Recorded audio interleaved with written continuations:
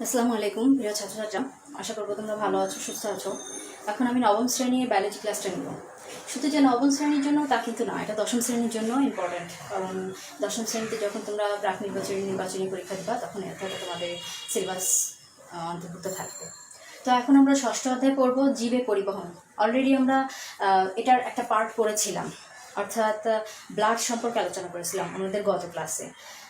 তো আজ যেটা আমরা আলোচনা করব, হৃৎপিণ্ডের গঠন ও কাজ। তোমরা অলরেডি দেখতে পাচ্ছ হৃৎপিণ্ডের গঠন, একটা চিত্র এঁকেছি ছোটখাটো।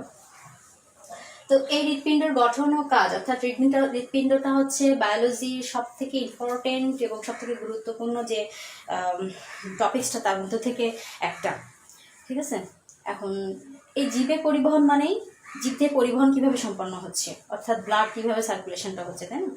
এখন ব্লাড সার্কুলেশন শুধু কি ব্লাড শিরা ধমনির মধ্যে দিয়ে যেতে পারে? আরও একটা জিনিস দরকার আছে, সেটা হচ্ছে হৃৎপিণ্ড, অর্থাৎ পাম্পিং না হলে রক্ত এক স্থান থেকে অন্য স্থানে যেতে পারবে না। তো আমরা আজ হৃৎপিণ্ডের গঠন সম্পর্কে জানবো এবং এটা সম্পর্কে হয়তো ডিটেলস কিছু জানতে পারবো না। তোমাদের সিলেবাসে জাস্ট কাকে বলে, নামগুলো কেমন, কিভাবে এক স্থান থেকে অন্য স্থানে যাচ্ছে সে সম্বন্ধে আলোচনা করা হয়েছে। আমি ততটুকু নিয়ে আলোচনা করব, আর যখন এর থেকে বড় ক্লাস উঠবে তখন আরও ডিটেলস জানতে পারবে। তো আমরা পড়ায় ফিরে আসি। দেখো, হৃৎপিণ্ডের গঠন ও কাজ। এখানে হৃৎপিণ্ড কাকে বলে সেটা আগে দরকার হতে, তাই না? ফার্স্ট কোশ্চেন হচ্ছে হৃৎপিণ্ড কাকে বলে। কাকে বলে? হৃৎপিণ্ড হচ্ছে হৃৎপিণ্ড বক্ষ গহ্বরের, ঠিক আছে, বক্ষ গহ্বরের দুই ফুসফুসের মাঝখানে, ঠিক আছে। এই যে বক্ষ গহ্বর, এটা ডায়াফ্রাম, ঠিক আছে। এটা বক্ষ গহ্বর দুই ফুসফুস এমন, তাই এমন ছিল। এটা ট্রাকিয়া, এটা ব্রঙ্কাস, তারপর ভাগ হয়ে গিয়েছে।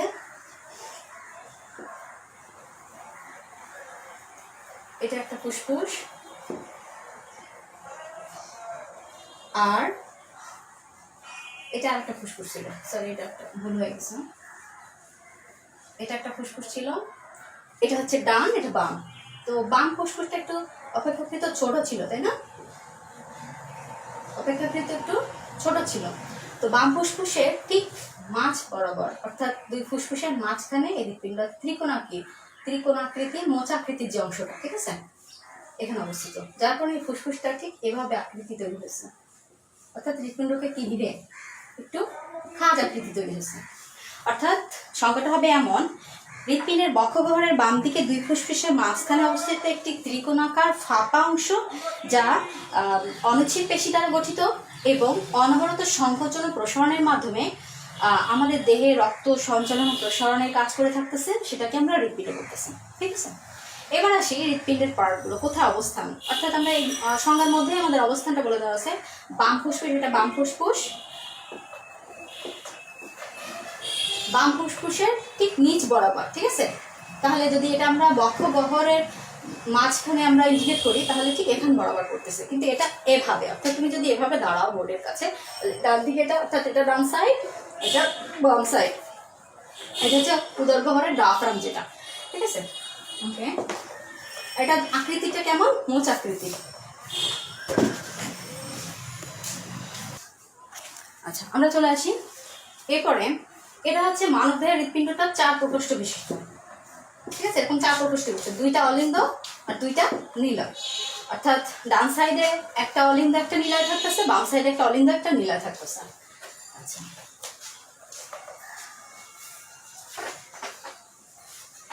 যদি তুমি এভাবে দাঁড়ায় থাকো তাহলে ডান সাইড এটা আর বাম সাইড এটা, তাহলে এটা এই যে পুরো হৃৎপিণ্ডটা, তাহলে এটা ডান সাইড ধরতেছে, এটা বাম সাইড ধরতেছে।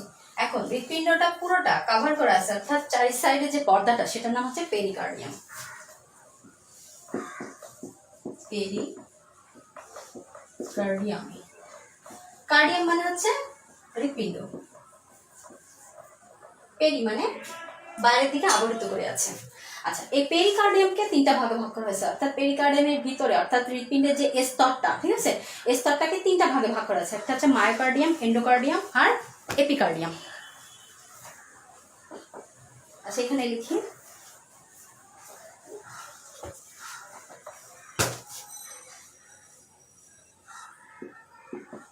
বাংলা লিখি।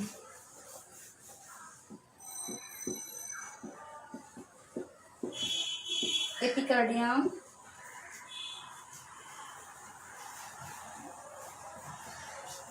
Endocardium, myocardium.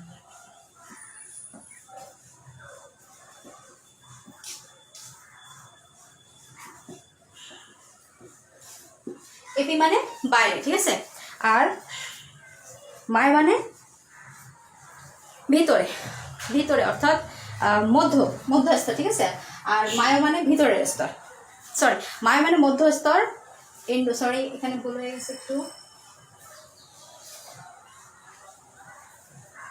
এন্ডো মানে ভিতরে আর মায় মানে মধ্যস্তর। এন্ডো অর্থাৎ ভিতরের অংশ, আর এপি অর্থাৎ বাইরের অংশ, মায়া অর্থাৎ মধ্যের অংশ। আমরা স্তরটা বুঝলাম। এবার আমরা দেখবো কিভাবে পার্ট আছে, অর্থাৎ ডান অলিন্দ আছে কয়টা, বাম অলিন্দ, যেহেতু দুইটা আছে, একটা ডান অলিন্দ একটা বাম অলিন্দ, একটা ডান নিলে একটা বাম নিলে। এটা হচ্ছে ডান অলিন্দ, ডান অলিন্দ, এটা ডান নিলয়,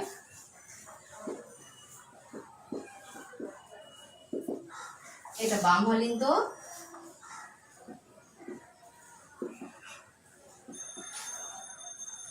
এটা হচ্ছে বাম নিলয়।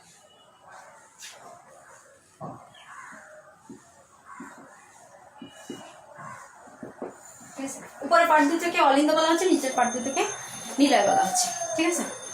এখন দেখো উপরের পার্ট যে অলিন্দ, তাই না, এটা হচ্ছে প্রাচীর পাতলা আর লেফট আর্টারি বলা হয়, আর লেফট আর্টারি রাইট আর্টারি হচ্ছে প্রাচীরটা খুবই পাতলা, যে অলিন্দের প্রাচীরটা পাতলা, এবং নিলয় প্রাচীরটা হচ্ছে একটু অপেক্ষাকৃত পুরু, অর্থাৎ অলিন্দের থেকে নিলয় প্রাচীরটা অপেক্ষাকৃত পুরু হবে, এবং কপার্টিকা থাকতে পারে, কপার্টিকা নিয়ে আলোচনা করবো আমরা।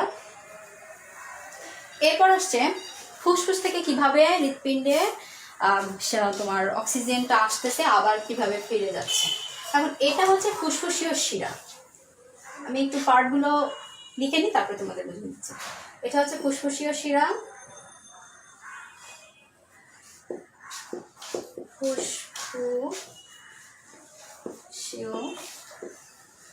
শিরা, আর ফুসফুসীয় শিরা দিয়ে কি করতেছে, অক্সিজেন, আমরা যে শ্বাস নিচ্ছি, তাই না, শ্বাস গ্রহণ করতেছি, শ্বাস গ্রহণ করছি কি অক্সিজেন, সেই অক্সিজেনটা ফুসফুসে যাচ্ছে, ফুসফুস থেকে ওটা ব্যাপন পদ্ধতিতে লোহিত রক্তকণিকার মাধ্যমে কি করতেছে, অক্সিহিমোগ্লোবিন হচ্ছে। লোহিত কণিকায় কি আছে, এইচবি আছে, অর্থাৎ হিমোগ্লোবিন আছে, হিমোগ্লোবিনের সাথে অক্সিজেন সংযুক্ত হয়ে অক্সিহিমোগ্লোবিন তৈরি করতেছে। এই অক্সিহিমোগ্লোবিন এই অক্সিজেনটা ব্যাপন প্রক্রিয়া হিমোগ্লোবিনের সাথে সংযুক্ত হচ্ছে, এবং হিমোগ্লোবিনটা অক্সিহিমোগ্লোবিন রূপে ফুসফুসীয় শিরার মাধ্যমে কিভাবে আসছে, ফুসফুসীয় শিরার মাধ্যমে আসতেছে, এটা অক্সিজেন আসতেছে বাম অলিন্দে। বাম অলিন্দে যখন অক্সিজেন আসতেছে, অক্সিজেনটা পাস করতেছে বাম নিলয়, ঠিক আছে।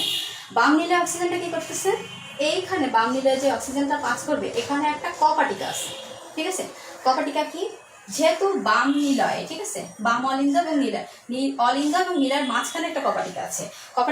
কপাটিকা মানে ভাল্ভ। আমরা যে শুনেছি ভাল্ভ নষ্ট হয়ে গেছে অমুক ব্যক্তি, আসলে ভাল্ভটা কি, আমরা যে বাসা বাড়িতে লাগাই তোমার এনার্জি বাল্ব, সেইটা আসলে কিন্তু না, এটা হচ্ছে এক ধরনের কপাটিকা, ঠিক আছে, যেটা কিনা অর্ধচন্দ্রাকৃতি, ঠিক আছে, অর্ধচন্দ্রাকৃতি বাইকাস্পিড, এটাকে মাইট্রাল ভাল্ভ বলা হয়, বাইকাস্পিড বা মাইট্রাল ভাল্ভ বলা হয়। কেমন আকৃতিটা আমরা বুঝলেন, আগে থেকে একটা কাগজ কেটে রেখেছি, অর্থাৎ একদিকে ফ্লো হবে, ঠিক আছে, অর্থাৎ দুইটা অংশ দেখা যাচ্ছে কিনা আমি জানি না, দুইটা অংশ, একটা দুইটা, অর্থাৎ বাইকাস্পিড অর্ধচন্দ্রাকৃতি, অর্থাৎ এভাবে একদিকে ফ্লো হবে রক্ত ব্লাড, কিন্তু বিপরীত দিকে আর যেতে পারবে না, যেমন ছাঁকনি, ঠিক আছে, ফিল্টারের সময় কি হয়, একদিকে ফ্লো হয় পানিটা, অপোজিট দিকে আসতে পারে না, ঠিক তেমন অক্সিজেন বাম অলিন্দ থেকে বাম নিলয় যাবে, কিন্তু সেটা আর ব্যাক করতে পারবে না, এটার নাম হচ্ছে বাইকাস্পিড কপাটিকা।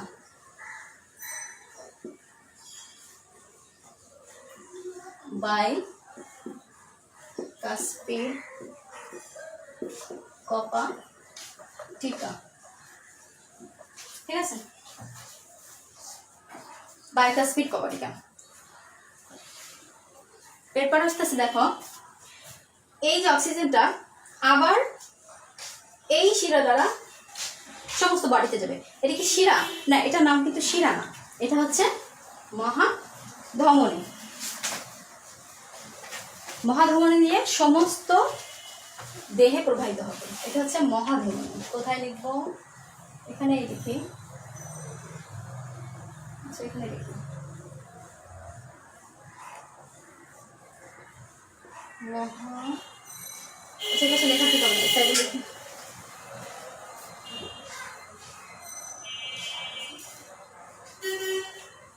এটা হচ্ছে মহাধমনী। মহাধমনী, ঠিক আছে। এই মহাধমনী দিয়ে ঠিক অক্সিজেনটা এভাবে পাস হচ্ছে, এটা কিন্তু অক্সিজেন সমস্ত দেহে প্রবাহিত হচ্ছে মহাধমনী দিয়ে। সমস্ত দেহে প্রবাহিত হওয়ার পরে দেহে যাওয়ার ফলে দেহ থেকে বিভিন্ন ব্যাপন প্রক্রিয়ার মাধ্যমে হোক যেভাবে হোক সেটা কার্বন ডাইঅক্সাইডে রূপান্তরিত হচ্ছে। কার্বন ডাইঅক্সাইড রূপান্তরিত হওয়ার পরে আবার ফিরে আসতেছে ঠিক এই ডান অলিন্দে। এটা কি? ঊর্ধ্ব মহাশিরা, ঊর্ধ্ব মহাশিরা। আর এটা হচ্ছে নিম্ন মহাশিরা, আমি এর সময় আলোচনা করবো। নিম্ন মহাশিরা, এটা কি আসতেছে? কার্বন ডাইঅক্সাইড ফিরে আসতেছে, কার্বন ডাইঅক্সাইড ফিরে আসতেছে সমস্ত বডি থেকে, ঠিক আছে। কার্বন ডাইঅক্সাইডে ডান অলিন্দে ফিরে আসতেছে। এখন ডান অলিন্দে একটা কপাটিকা আছে বাম নিলয়ে ব্লাডটা আসার জন্য। এই কপাটিকার নাম হচ্ছে ট্রাইকস্পিড কপাটিকা, অর্থাৎ ত্রিকোণাকার কপাটিকা। এটার আকৃতি হচ্ছে ঠিক এমন, অর্থাৎ যদি এরকম ফলো হয় তিনটা আকৃতির কপাটিকা হবে, ঠিক আছে। এটা ঠিক এমন হবে, অর্থাৎ একটা দুটো তিনটা আকৃতি হবে, ঠিক আছে। তোমরা দেখতে পাচ্ছ না জানি না, ট্রাইকস্পিড কপাটিকার মতো। এটার নাম হবে ট্রাইকস্পিড কপাটিকা। ক্রসিং হয়ে যাচ্ছে, ক্রসিং হলে হবে না, তাহলে এটা নিচে লিখি।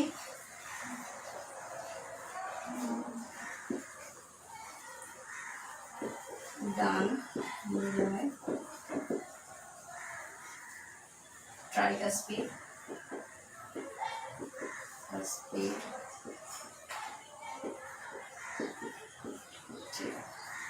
এই ট্রাইকস্পিড কপাটিকা। তাহলে এই যে কার্বন ডাইঅক্সাইডটা সমস্ত বডি থেকে আসতেছে ঊর্ধ্ব মহাশিরা, এবং ঊর্ধ্ব মহাশিরা থেকে কোথা থেকে ব্লাড আসতেছে সেটা আমি বলবো। আগে তোমার এটা সম্বন্ধে আমরা আলোচনা করে নিই, তারপরে বলছি।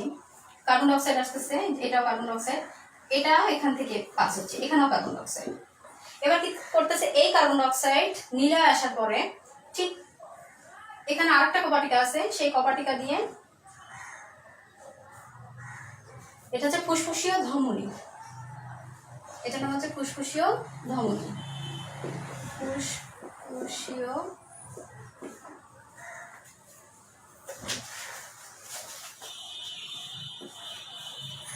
ধমনী, এই যে ফুসফুসীয় ধমনী দিয়ে এই কার্বন ডাইঅক্সাইডটা বেরিয়ে যাচ্ছে। কোথায় বেরিয়ে যাচ্ছে? আবার যে ফুসফুস ছিল সেই ফুসফুসে ব্যাক করতেছে। তাহলে এটা সম্বন্ধে আমরা ডিটেলস আলোচনা অলরেডি করলাম, নামগুলো আমি আবার বলছি। এটা হচ্ছে ফুসফুসীয় শিরা। প্রথমে আমি এটাকে চার ভাগে ভাগ করেছি, দুইটা অলিন্দ দুইটা নিলয়। মানবদেহের পিণ্ডিকে চার ভাগ প্রকাশ্যে ভাগ করা হয়েছে, দুইটা অলিন্দ দুইটি নিলয়। দুই অলিন্দর মাঝখানে দুইটি কপাটিকা থাকে, অর্থাৎ একটা হচ্ছে বাইকস্পিড কপাটিকা, একটা হচ্ছে ট্রাইকস্পিড কপাটিকা। ফুসফুস থেকে যখন অক্সিজেন বাম অলিন্দে আসতেছে, বাম অলিন্দে অক্সিজেন সমৃদ্ধ রক্ত আসতেছে, সেই অক্সিজেন সমৃদ্ধ রক্ত কি করতেছে? বাইকস্পিড কপাটিকার মাধ্যমে বাম নিলয়ে যাচ্ছে, বাম নিলয় থেকে মহাধমনী দিয়ে সমস্ত বডিতে পাস করছে। সমস্ত বডিতে পাস করার পরে তারপরে সেটা দূষিত রক্ত হয়ে যাচ্ছে, তাই তো। ব্যাপন প্রক্রিয়ার মাধ্যমে, বিসর্জনের মাধ্যমে দূষিত হয়ে যাচ্ছে, দূষিত হয়ে কার্বন ডাইঅক্সাইড যুক্ত রক্ত হয়ে যাচ্ছে। কার্বন ডাইঅক্সাইড যুক্ত রক্ত কি করতেছে? ডান অলিন্দে ঊর্ধ্ব মহাশিরা এবং নিম্ন মহাশিরা দিয়ে আবার কার্বন ডাইঅক্সাইড প্রবেশ করতেছে হৃৎপিণ্ডে। এখন ঊর্ধ্ব মহাশিরা দিয়ে আমাদের মস্তিষ্ক, হাতের যে অংশটা, বডি যে অংশগুলা থাকবে সেই অংশগুলা থেকে রক্ত আসবে, আর পায়ের যে অংশগুলা সেই অংশগুলা থেকে নিম্ন মহাশিরা থেকে ব্লাড আসবে। কার্বন ডাইঅক্সাইড আসতেছে বাম অলিন্দে, বাম অলিন্দ থেকে ট্রাইকস্পিড কপাটিকার মাধ্যমে পাস করতেছে বাম নিলয়, বাম নিলয় থেকে আবার বাইকস্পিড কপাটিকার মাধ্যমে বেরিয়ে আসতেছে কোথায়? ফুসফুসীয় ধমনীর মাধ্যমে আবার ফুসফুসে পাস করতেছে। এটাই হচ্ছে একটা সংক্ষিপ্ত প্রসেস। এখন এটাকে আমরা, যে তোমাদের অনেক সময় আসে যে হৃৎপিণ্ডের প্রস্থচ্ছেদ, হৃৎপিণ্ডের লম্বচ্ছেদের চিহ্নিত চিত্র আঁকে, এটা কিন্তু লম্বচ্ছেদ। প্রস্থচ্ছেদ করলে কিছুই বোঝা যাবে না, অর্থাৎ একটা অংশ আসবে, কিন্তু লম্বচ্ছেদ করলে অলরেডি অনেক কিছু এখানে পাওয়া যাবে। এখন এটা কিন্তু হৃৎপিণ্ডের লম্বচ্ছেদ, পিণ্ডের লম্বচ্ছেদ।